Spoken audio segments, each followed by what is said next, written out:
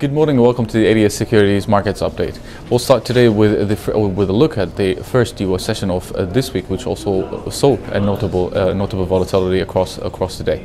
Right after the US session opening bell, the US dollar, equities, and even the treasuries reacted to the US JOLTS report, and the US dollar kept on declining across the board. At the beginning of the session, the US equities also recovered its entire NFP losses, or the non-farm payrolls losses, rising by more than 0.6% each for both S&P and Dow Jones. The US 10-year yields also spiked high toward or to as high as 1.88, up from 1.83 earlier.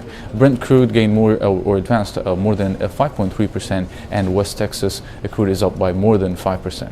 Finally, gold advanced to as high as 12.24. However, the US dollar again recovered slightly at the end of this session, at the end of yesterday's session, as the US 10-year yield continued to rise further, reaching as high as 1.9%, which basically led the euro to decline back toward 1.0930s, and gold lost around more than $10 back toward 12.13. But the equities at the end of the day closed higher with more than 0.66 of gains. The reaction is clear, and it appears that the traders now believes that the Federal Reserve will delay its first rate hike from June to September. However, a confirmation by the Federal Reserve is still needed in the next meetings or through further economic disappointments. In addition to that, or in the next few weeks, the answers will be more evidence.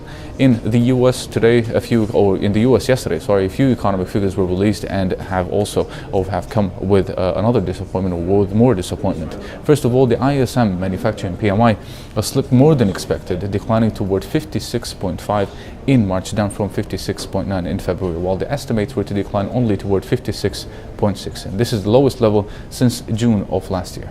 Secondly, we had the labor market, or the labor market conditions index also posted the first negative reading since 2012, declining toward minus 0.3% in March. Moreover, February's reading has been revised even lower by 50% toward 2, down from 4.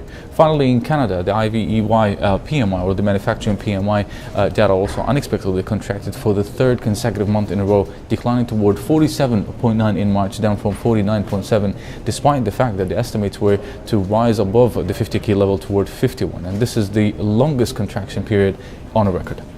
As for the Asian session today, all eyes were on Australia, as there were many economic releases in addition to the RBA decision earlier this morning. But beginning with the economic figures, the AIG Services Index declined back toward 50.2 in March, down from 51.7 in February of this year.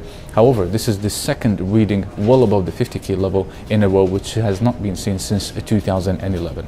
The retail sales also increased more than expected, rising by 0.7% in February, comparing to a rise of 0.5% also in January, while the estimates were to rise only by 0.4%. And this is the biggest monthly increase since September of last year, of 2014. However, the ANZ Jobs Advertisement Index also have fallen again by 1.4% for the month of March, after rising by 0.7% in February, and this is the first and the biggest monthly decline since May of last year.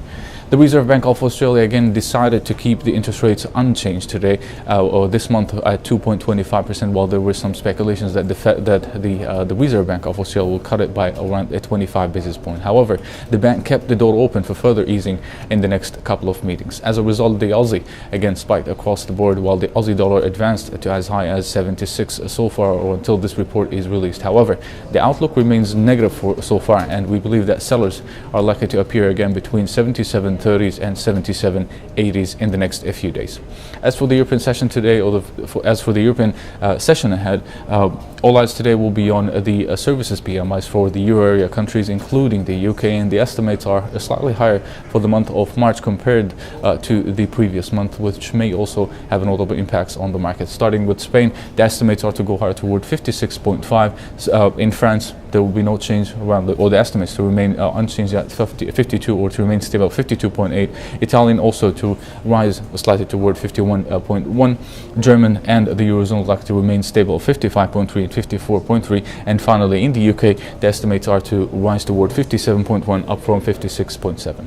As for the US session, also there are a few economic figures will be released today. However, the impact is likely to be limited and muted But beginning with the jobs opening, which basically may rise toward 5.01 million in March, up from 5 million in February. The economic optimism index also is likely to remain stable at 49, unchanged for the month also of February. And finally, the consumer credit is expected to rise slightly toward 12.4 billion in February, up from 11.6 billion in January. This is it for today. You can follow us on our social media sites, Twitter, Facebook and YouTube, to get the latest economic releases, reports and analysis. Thank you for watching.